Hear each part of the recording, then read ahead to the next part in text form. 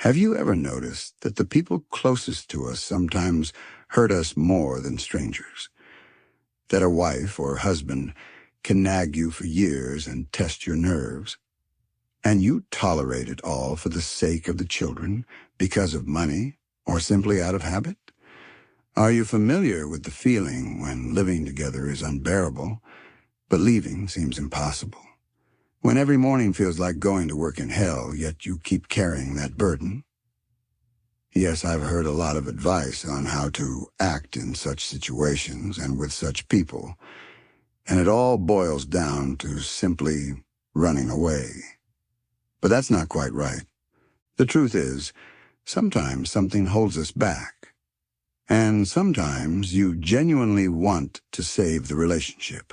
Maybe it's the fear of loneliness. Maybe, as I mentioned, it's because of money or children. Or maybe it's just because, deep down, hope still lives. What if things change? I know this feeling. I've lived through it. And sometimes you really just want to stay together and fix everything.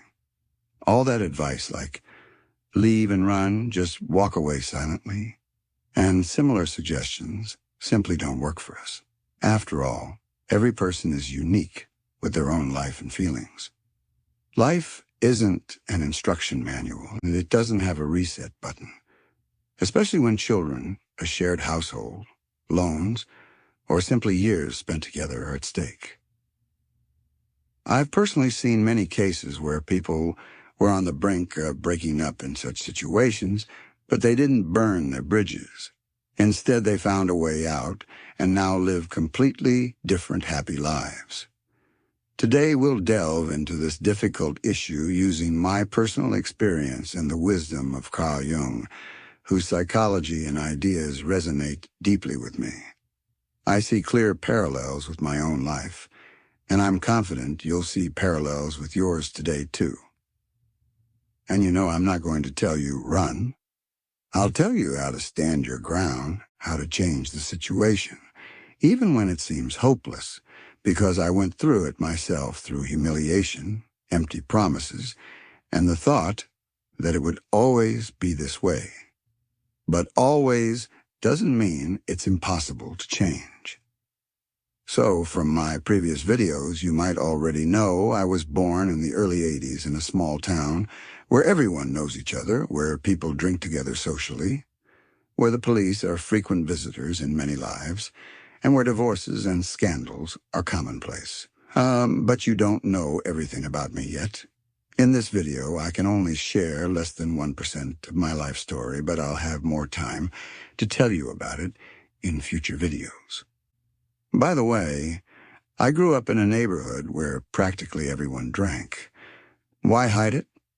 I myself went through the hell of binge drinking in the late 90s, and early, the binges were terrible, lasting 2, 3, or 4 weeks, sometimes even a month and a half.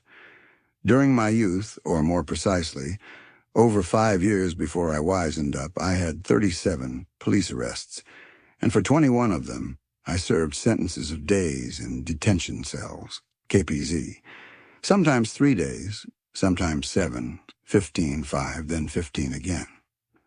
I had quite the temper back then, always looking for a fight, always trying to prove something to someone. Honestly, looking back at my younger self now, I feel deeply ashamed. I've actually always been a very kind person. Perhaps when people saw my kindness, they immediately started taking advantage of it and walking all over me, so to speak. Seeing their attitude toward me, I would silently transform into the person I became, defiant, angry, and demanding justice. After all, I was kind, so why weren't they kind to me? Anyway, let's move on for now. During that time, I had 2 marriages and made a ton of mistakes. The first time I got married, it seems too early now at 19. My first child was born then, too. My first wife, let's say, valued me only as long as I was useful. While I was traveling back and forth to Poland as a shuttle trader and making good money, everything was perfect. But one day, my passion for drinking destroyed my business, and I was left with nothing. I didn't know how to work, had no education because I dropped out of university. After that, all I saw from my wife were blatant infidelities, humiliation, pointless arguments, and empty stares. Although I know the affairs happened the whole time I was away from home, I thought there were only two back then, but it turned out there were many more. And you know what's scariest? For a long time, I believed it was my fault, that I was to blame for everything, that I was worthless. But no, of course my wife and I divorced because she left for someone else, but I don't care. She ended up becoming an alcoholic anyway, and my child has grown up, and we have a great father-son relationship. Thankfully, I never abandoned him. This story became a huge lesson and a turning point in my life, after which I actually started doing normal things. So let's finally figure this out without illusions or pretty phrases. Let's speak plainly, honestly, and directly. Why do we tolerate those who don't appreciate us? Carl Jung said that each of us has a shadow, a dark part of our personality we don't want to acknowledge. Sometimes we voluntarily let others humiliate us because somewhere inside we believe, I deserve this. Maybe your parents suppressed you in childhood. Yes, that happened to me. Maybe you got used to the idea that love equals pain.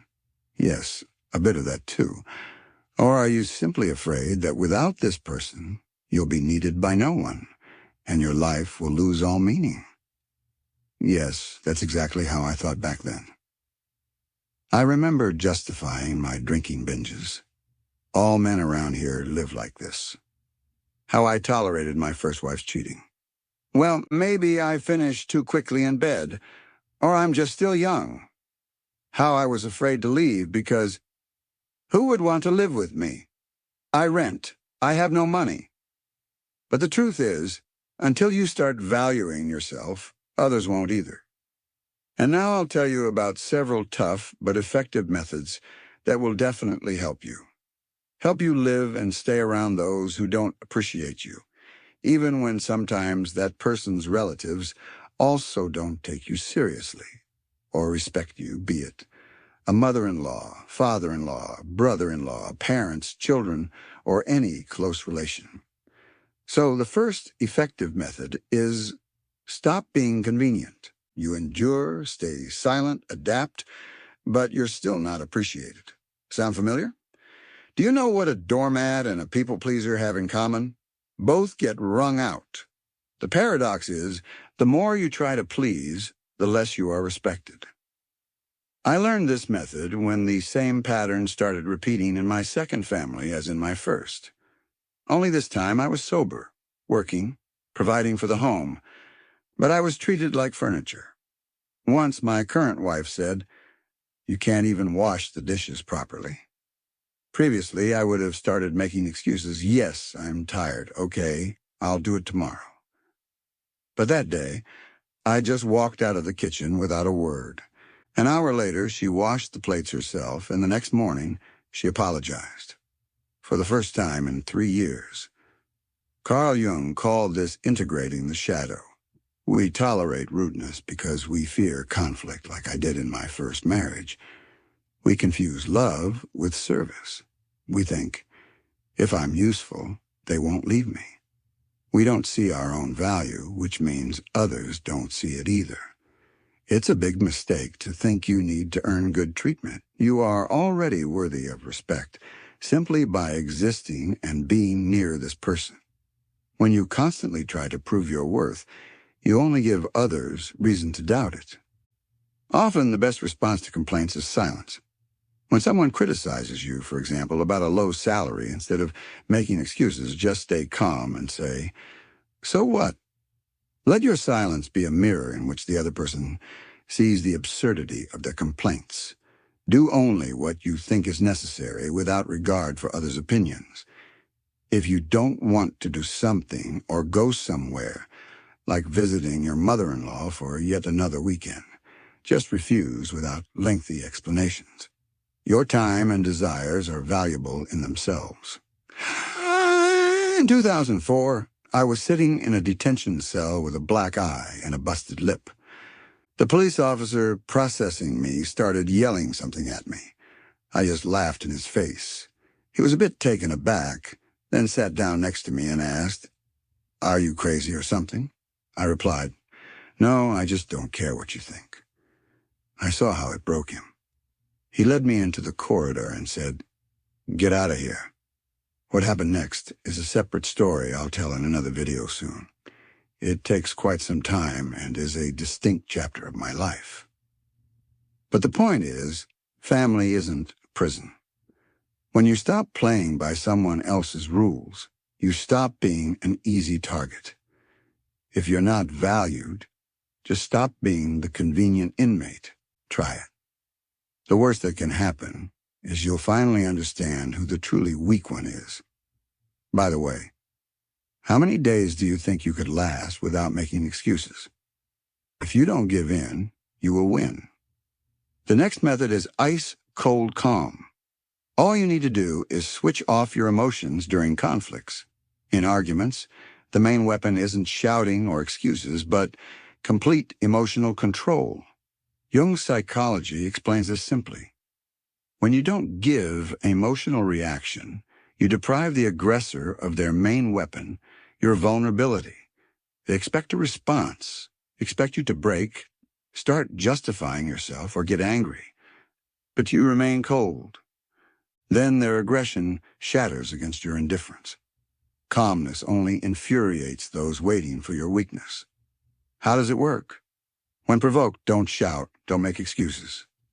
If, for example, your mother-in-law is picking on you, just smile and say, "Thanks, I'll keep that in mind." Then do things your way. It's important not to get into arguments, not to prove you're right. Just let it go in one ear and out the other. Otherwise, she's likely experienced in this and will definitely drive you mad. If your husband or wife starts a fight, calmly respond, "I hear you perfectly. Let's discuss this when you've cooled down." And quickly leave, go outside or somewhere else. Don't feed the conflict. If a loved one tries to humiliate you, laugh and say, "Original, so what?" Sarcasm plus complete indifference is a killer combination. My second wife, for instance, initially tested my limits through tantrums, tried to guilt-trip me or play the victim. Previously, I would have exploded, shouted back, or made excuses. But now, each time, I just watched silently, then said, "Oh dear," and walked away. And you know what happened after about the 10th time? She'd still be yelling, and I'd stand there observing how her emotions crashed against my calmness. Finally, on the 10th try, she realized these methods no longer works, and even started smiling after each of my "oh dear" phrases. A person who smiles can't be particularly angry. And by the way, the arguments became less frequent then, eventually fading out almost completely. Do you know why this is effective? Carl Jung explained that in every conflict we encounter not just another person, but their shadow, the dark, unconscious part of the psyche. When you are provoked, it's an unconscious attempt to draw out your own shadow, to make you react from your basest instincts. Firstly, you stop being a source of emotional fuel for the aggressor. Jung called this libidinal fuel when the aggressor literally feeds on your emotions like an energy vampire. By depriving them of this fuel, you leave their shadow starved. Secondly, you take control of the situation without stooping to the level of shouting. This demonstrates what Jung called individuation, the ability to consciously choose your reaction rather than succumbing to unconscious impulses. You don't let your shadow take control. Thirdly, you preserve your dignity. According to Jung, dignity is a manifestation of the self, the whole conscious part of the personality. When you maintain composure, you assert yourself in the face of another's shadow. Think about it. Ice-cold calm isn't the absence of emotion. It's the triumph of consciousness over the unconscious, will over instinct. The next method is iron rules. People treat you the way you allow them to. If your relationship lacks clear boundaries, chaos reigns where everyone does what they want, and you end up suffering. Clearly formulate in your head or in writing 3 basic rules. 1. No insulting each other. None of the you always, you never.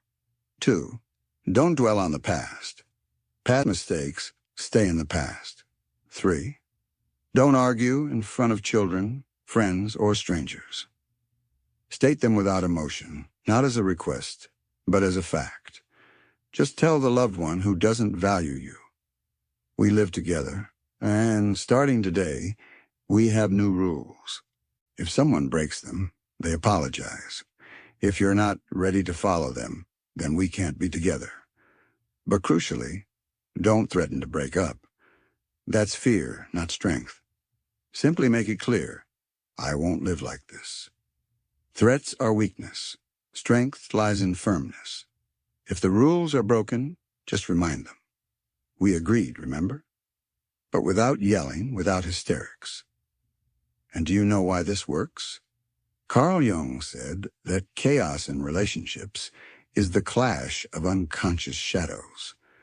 When you establish rules, you limit the influence of the other person's shadow. No more uncontrolled outbursts of anger. You assert yourself. Your boundaries are part of your integrity. You create a container for the relationship where there's order, not emotional mayhem. I used to have a mistress, Liza. She lived with her husband like cats and dogs. Constant quarrels, reproaches, insults. She told me he could come home from work and immediately start, "The house is a mess again. You do nothing at all." And she'd retort, "And who are you? What have you done yourself?" And so it went, round and round. But one day, Liza decided enough was enough. She didn't leave, didn't throw a tantrum. She simply established 3 iron rules. 1. No insults, even in the heat of the moment. 2. Don't bring up the past. If it's forgiven, the topic is closed. 3. Don't argue in front of the children. When her husband heard this, he initially just laughed. "What? Are you living in a prison? What kind of rules are these?" But the next time he started shouting, Liza didn't respond. She silently left the room. And guess what happened? Her husband got even more worked up and tried to physically confront her, but she quickly ran out of the apartment and called me to stay over. I had just divorced my first wife, so I decided to help her. The next day, her husband called her himself and apologized for the first time in many years because he realized the game had changed and he might lose her. Either he learns to respect her boundaries, or their marriage would become an empty formality, which nobody wants. Since then, she said, the arguments decreased. Not because they suddenly loved each other more, but because Liza stopped being the person he could vent his anger on. As soon as her husband started yelling and getting aggressive, she would immediately say she would leave again and not spend the night at home. The moral is simple. If your relationship has no rules, the law of the jungle prevails, might makes right. But when you set clear boundaries, you change the game. And either your partner starts respecting you, or they start respecting you. Period. Another method in our video is, you are a luxury. Simply make yourself an expensive pleasure for the loved one who doesn't value you. I have a good acquaintance, 42 years old, married for 15 years, raising 2 children. Her whole life has been like a worn-out horse. Work, home, cooking, cleaning. Meanwhile, her husband comes home from the factory and collapses on the sofa waiting for his slippers to be brought and food served. She always tells me she feels like service staff, but worse, faceless and free. She rarely even hears a thank you from her husband. I felt sorry for her, and I even suggested she rent an apartment somewhere for a month so we could meet there. Maybe her husband would notice her absence and start treating her differently. But she didn't want to. So I told her about the idea of personal value I once read about from Carl Jung. The essence is this. Imagine a gold cup and a plastic cup. Both can hold water, but they are valued very differently. Why? Because gold is rare. It requires careful handling. Plastic is cheap. You can crush it and throw it away without regret. It's the same in relationships. For 15 years, my acquaintance was that plastic cup for her family. Did everything, tolerated everything, and got no respect or gratitude in return because her care was taken for granted, like air always there and free. What was her mistake, do you think? Like many, she thought, if I do more, they'll start valuing me. If I endure, they'll let me stay here. But it doesn't work that way. The more you give yourself away unconditionally, the less you are respected. When you stop giving yourself away for free, people start truly valuing you. This isn't manipulation. It's a law of life. What comes easily isn't valued. And here's what really changed things. I explained one simple but crucial thing to her. Personal value isn't about egoism, as many think. It's about a deep awareness of simple truths, that you are not an extension of someone else's life, that your energy, time, and feelings have a price. And if you're not valued, it's not your fault, but their conscious choice. Carl Jung called this process individuation, when a person finally stops living solely for others and truly starts being themselves. My acquaintance took this to heart and started applying it. She stopped being that free service for her family. When her husband asked for tea, she calmly replied that the kettle was in the kitchen. When her son yelled about socks, she reminded him they were where they always were. She consciously started carving out time for herself. Instead of hours of cooking, she bought semi-prepared meals. Instead of deep cleaning on weekends, she went to the hairdresser. Most importantly, she stopped trying to buy love with her labor. Before, she might knit a sweater all night and receive indifference in return. Now, she clearly stated, I'll knit it if you say thank you in advance. And guess what happened? Within a month, her husband started saying thank you himself, asking about her day, even started going grocery shopping. All because she stopped being something taken for granted, that free servant. The essence of personal value isn't about thinking you're better than others. It's about understanding that you don't have to dissolve into others, that your boundaries are inviolable, and if you're not valued, you simply step aside. As Carl Jung wisely noted, enlightenment doesn't come from imagining figures of light, but by making the darkness conscious. That is, first, you must honestly see where you devalue yourself, and only then can you change it. By the way, have you had a similar situation in your life? I'd be glad to hear how you resolved it, or didn't. Another method in our video is the shadow of presence. This is when your absence becomes more noticeable than your presence. In simple terms, disappear to be noticed. The thing is, people quickly get used to good things. When you're always around by default, ready to help, the first to call or show care, it becomes background noise. Your presence is perceived as a given, not a value. But if you disappear for a short while, the effect of emptiness kicks in. Suddenly, coffee doesn't make itself, dirty clothes don't wash themselves, no one listens to their endless complaints, and so on. Then even the most callous person starts to notice that you are not just a convenient element of their life, but an indispensable part. Carl Jung said, one realizes the value of something only through its absence. When you are always there, your care becomes invisible, like air. But disappear, and your absence speaks louder than any presence. Carl Gustav Jung called this the phenomenon of the shadow. That is, we notice things only when they cast a shadow with their emptiness. Your partner may not appreciate your support, but when it's suddenly gone, their own need for you will emerge from the shadows. But disappearing correctly also requires skill without hysterics, accusations, or dramatic exits.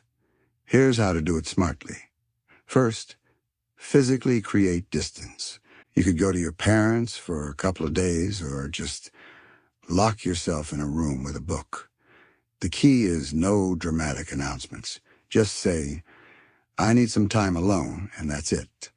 And don't keep running to the kitchen under the pretext of checking on things. Let them feel your absence viscerally. Second, adjust emotional interaction. Stop initiating conversations. If you usually say, "Good morning," first, stop. Answer questions briefly. How are things? Fine. Where were you? Out. Where? In town. The main thing is no details. Third, social media. Change your profile picture to one where you look good, but without your partner in the frame. Post a couple of neutral stories, a cup of coffee, a book, a landscape. No hints or hidden messages. Just visually remind them of yourself. Remember, your goal isn't to punish, but to give the person a chance to recognize your value. When you stop being the background, your absence will speak louder than any words. The first few days, they might be angry. By the third day, they'll start to worry. After a week, they'll genuinely miss you, even while being near you. That's when they'll realize you're not just a familiar element of their life, but something much more. The key is to maintain the pause. Don't rush to fill the void created. Let them make the first move. Then your return will be on entirely different terms. Tested. After such pauses, even the most callous people start noticing how much they need you. There was a time when I myself didn't notice my current wife. I treated her as something taken for granted. Perceived her like furniture, convenient, unobtrusive, always available. She was always there, cooking, cleaning, supporting. And I took it as a given until one day she disappeared. Just packed her things and went to a friend's house for a week. No scenes, no reproaches, just a brief phone call. I need to be alone. For the first 2 days, I didn't even understand what was happening. I thought, okay, she'll stay there a bit and come back, as long as there are no other guys there.